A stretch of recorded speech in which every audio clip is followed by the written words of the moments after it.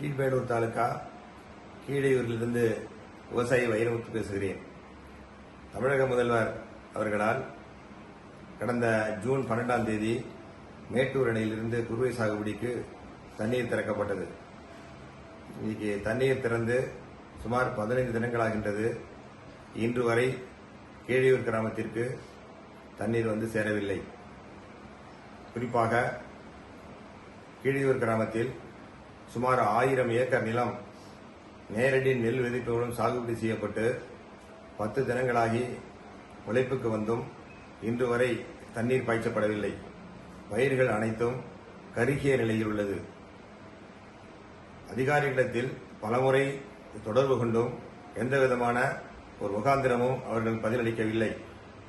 மேட்டூர் அணையில் அளவுக்கு தேவையான அளவு தண்ணீர் இருந்தும் இதுவரை விவசாயத்திற்கு தேவையான அளவு தண்ணீரை திறக்கப்படவில்லை.